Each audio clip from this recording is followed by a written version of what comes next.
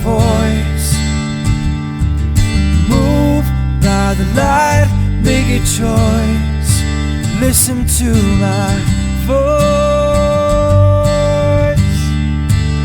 I got something to say. This is your Resolve to Read daily reading. It's June 7th, and we're reading from the book of 2 Kings. When Yahuwah was about to take Elijah up to heaven in a whirlwind, Elijah and Elisha were on their way from Gilgal. Elijah said to Elisha, "Stay here. Yahuwah has sent me to Bethel." But Elisha said, "As surely as Yahuwah lives and as you live, I will not leave you." So they went down to Bethel. The company of the prophets at Bethel came out to Elisha and asked, "Do you know that Yahuwah is going to take your master from you today?" "Yes, I know," Elisha replied, "but do not speak of it." Then Elijah said to him, "Stay here, Elisha. Yahuwah has sent me to Jericho." And he replied, "As surely as Yahuwah lives and as you live, I will not leave you." So they went to Jericho. The company of the prophets at Jericho went up to Elisha and asked him, "Do you know that Yahuwah is going to take your master from you today?" "Yes, I know," he replied, "but do not speak of it." Then Elijah said to him, "Stay here. Yahuwah has sent me to the Jordan." And he replied, "As surely as Yahuwah lives and as you live, I will not leave you." So the two of them walked on. 50 men of the company of the prophets went and stood at a distance, facing the place where Elijah and Elisha had stopped at the Jordan. Elijah took his cloak, rolled it up, and struck the water with it. The water divided to the right and to the left, and the two of them crossed over on dry ground. When they had crossed, Elijah said to Elisha, "Tell me, what can I do for you before I am taken from you?" "Let me inherit a double portion of your spirit," Elisha replied. "You have asked for a difficult thing," Elijah said. "Yet, if you see me when I am taken from you, it will be yours, otherwise not." As they were walking along and talking together, suddenly a chariot of fire and horses of fire appeared and separated the two of them, and Elijah went up to heaven in a whirlwind. Elisha saw this and cried out, my father, the chariots and horsemen of Israel!" And Elisha saw him no more. Then he took hold of his own clothes and tore them apart. He picked up the cloak that had fallen from Elijah and went back and stood on the bank of the Jordan. Then he took the cloak that had fallen from him and struck the water with it. "Where now is Yahuwah, the God of Elijah?" he asked.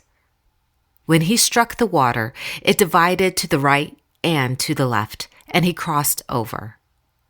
The company of the prophets from Jericho who were watching said, "The spirit of Elijah is resting on Elisha."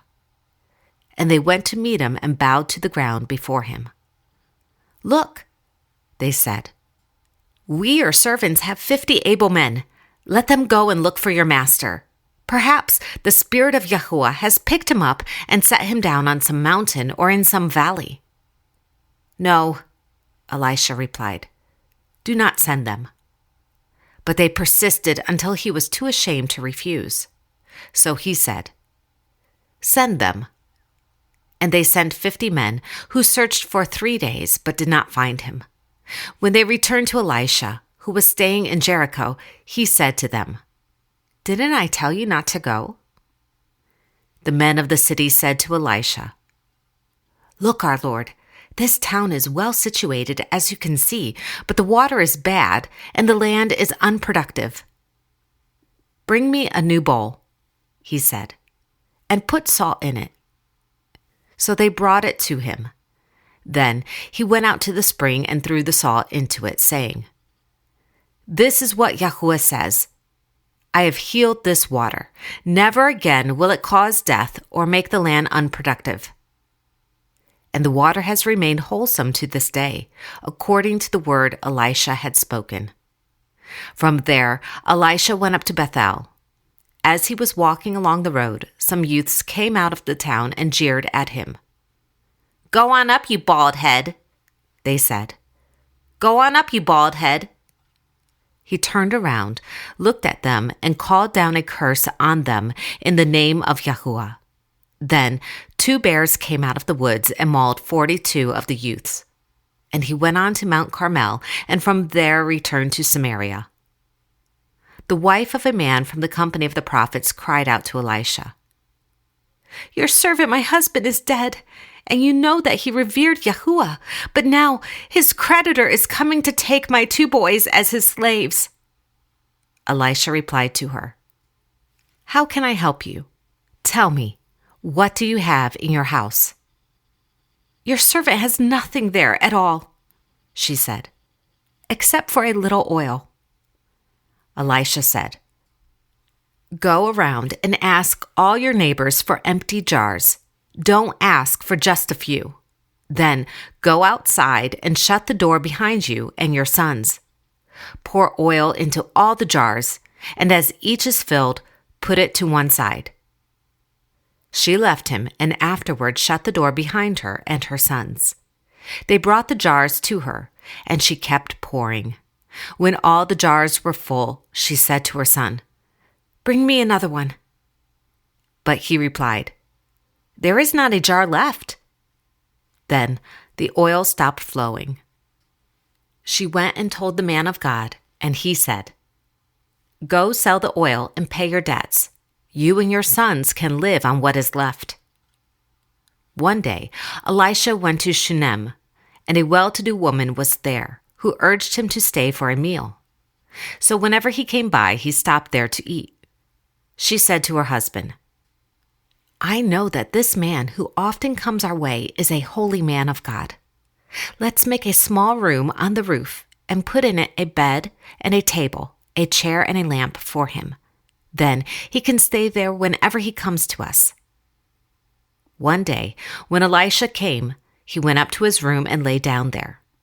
He said to his servant Gehazi, "Call the Shunammite." So he called her, and she stood before him.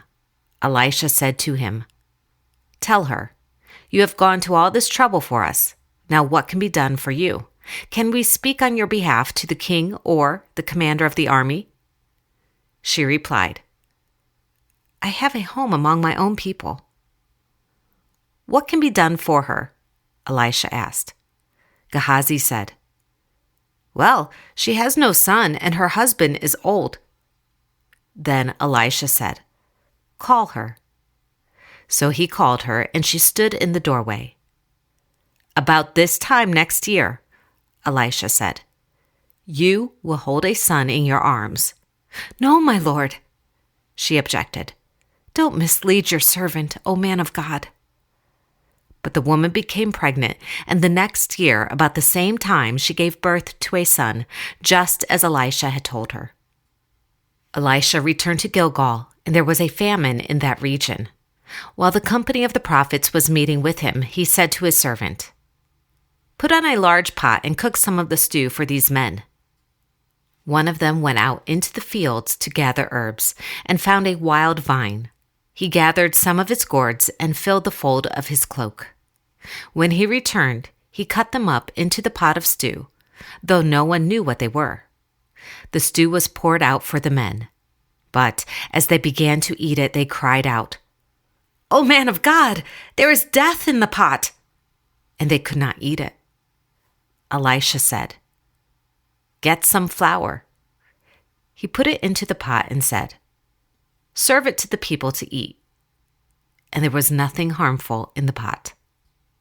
A man came from Baal, Shalisha, bringing the man of God 20 loaves of barley bread, baked from the first ripe grain, along with some heads of new grain.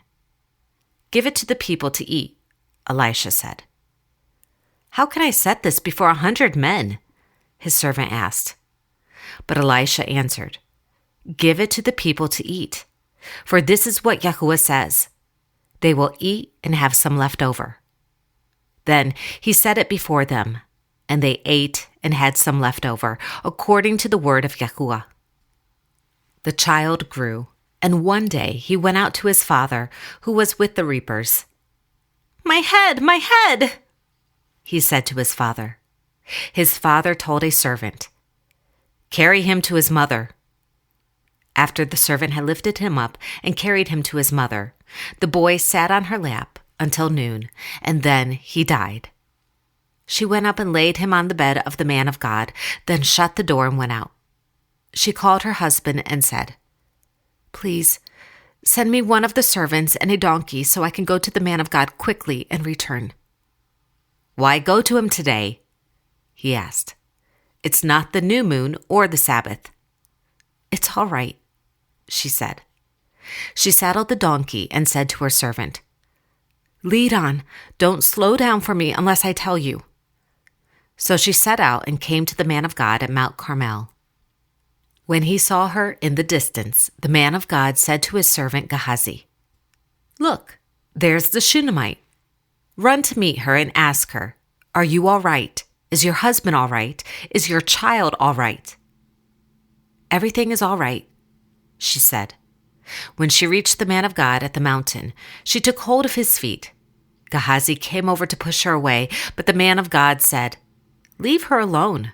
She is in bitter distress, but Yahuwah has hidden it from me and has not told me why." "Did I ask you for a son, my lord?" she said. "Didn't I tell you? Don't raise my hopes." Elisha said to Gehazi, "Tuck your cloak into your belt, take my staff in your hand, and run.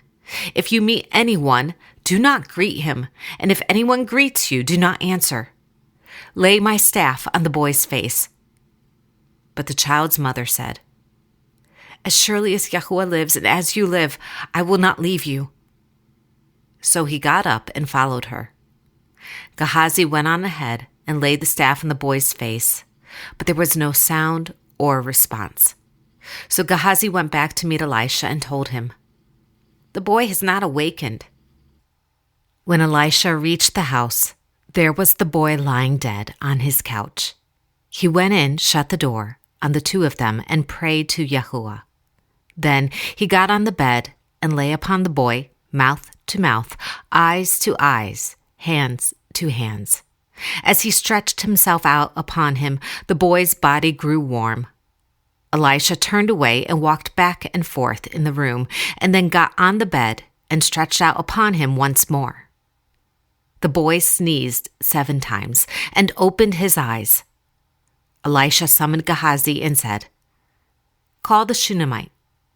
And he did. When she came, he said, "Take your son." She came in, fell at his feet, and bowed to the ground. Then she took her son and went out.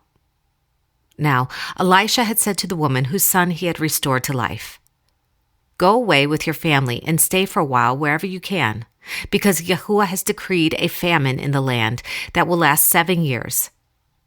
The woman proceeded to do as the man of God said. She and her family went away and stayed in the land of the Philistines 7 years. The company of the prophet said to Elisha, "Look, the place where we meet with you is too small for us. Let us go to the Jordan, where each of us can get a pole, and let us build a place there for us to live." And he said, "Go." Then one of them said, "Won't you please come with your servants?" "I will," Elisha replied, and he went with them.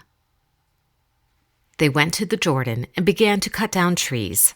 As one of them was cutting down a tree, the iron axe head fell into the water. "Oh, my lord," he cried out, "it was borrowed." The man of God asked, "Where did it fall?" When he showed him the place, Elisha cut a stick and threw it there, and made the iron float. "Lift it out," he said. Then the man reached out his hand and took it. This is the word of Yahuwah. Thanks be to God.